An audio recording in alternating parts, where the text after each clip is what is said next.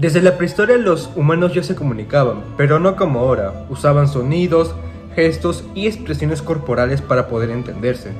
Poco a poco esto evolucionó al lenguaje oral, permitiendo compartir ideas más complejas. Ahora imagínense cambio importante, aparece la escritura. Ese fue un momento clave, porque por primera vez las personas podían guardar información y transmitirla a través del tiempo y entre diferentes culturas. Ya no todo dependía de la memoria o de estar presente. Pero aquí viene lo interesante. En el siglo XIX nace la antropología, una ciencia que estudia el ser humano. Y gracias a esto, los investigadores como Edward Burnett Taylor se dan cuenta de algo muy importante. La comunicación no es solo hablar o enviar un mensaje, es parte de la cultura. La comunicación no solo transmite información, construye la cultura. Y gracias a esto, la comunicación es estudiada dentro de la antropología.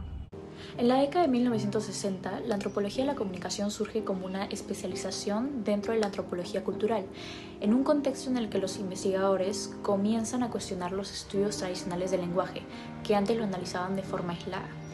Uno de los principales impulsores fue Del Jaimes, quien propone la etnografía de la comunicación. Este enfoque plantea que no basta con estudiar la gramática o la estructura del idioma, sino que también es fundamental analizar cómo, cuándo y por qué las personas se comunican dentro de su entorno social y cultural. Según Jaimes, para comprender la comunicación, es necesario considerar ciertos elementos, como los participantes, el contexto, las normas culturales y los objetivos del intercambio comunicativo. Lo que todo esto luego se organiza en su modelo Speaking. En esta línea, Alessandro Duranti señala que el lenguaje es una práctica social que refleja valores, jerarquías y relaciones de poder, por lo que no puede separarse de la cultura. Esto implica que no basta estudiar el idioma por sí solo, sino que es necesario analizar el contexto social en el que ocurre la comunicación. Por ejemplo, no hablamos igual con amigos que con autoridades, ya que las normas culturales influyen en el tono, el vocabulario y la forma en que nosotros nos expresamos. De esta manera, este campo permitió entender que la comunicación no es solo un sistema de palabras, sino también una práctica cultural situada. En la década de 1970-1990, la antropología de la comunicación experimenta una importante expansión. Ya no se centra únicamente en el lenguaje verbal, sino también que amplía su mirada hacia otras formas de comunicación. Se empieza a estudiar la comunicación no verbal, como los gestos, las miradas, el uso del espacio y el contexto con los que interactúan las personas. Además, se analizan los rituales y las prácticas culturales como forma de clave de comunicación dentro de cada sociedad. Autores como John Gumbers y Erving Goffman fueron fundamentales en este periodo. Ellos contribuyeron a entender cómo las interacciones cotidianas tienen significados sociales muy profundos. En este contexto surge el concepto de evento comunicativo, que se refiere a cualquier situación en la que la comunicación ocurre dentro de un marco cultural específico.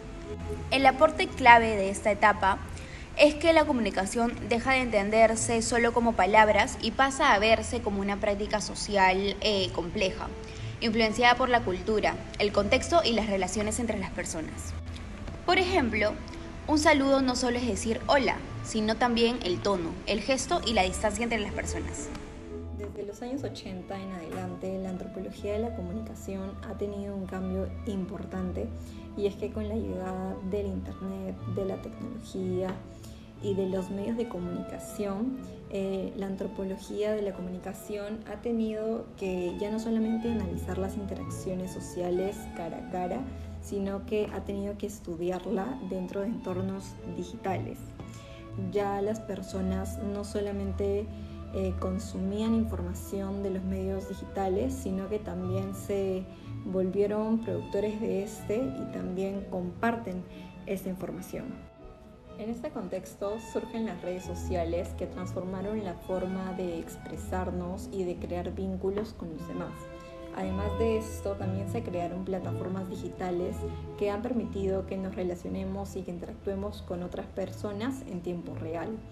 Desde una perspectiva antropológica, esto ha impulsado el estudio de la cultura digital. Esto es un hecho clave porque ahora entendemos que la comunicación no solamente es local, sino que a través de entornos digitales tiene un alcance global. La antropología de la comunicación nos hace darnos cuenta de algo muy importante. No solo usamos la comunicación para hablar, sino para entender quiénes somos y cómo vemos el mundo. Cada palabra, gesto o forma de expresarnos está influenciada por nuestra cultura, nuestras experiencias y el entorno en el que vivimos. Por eso, comunicarnos no es un acto simple, sino una forma de construir significado, identidad y conexión con los demás. Entender esto nos ayuda a ser más empáticos, a respetar otras formas de pensar y a reconocer la diversidad que existe en la manera en que los seres humanos nos comunicamos hasta el día de hoy. Gracias.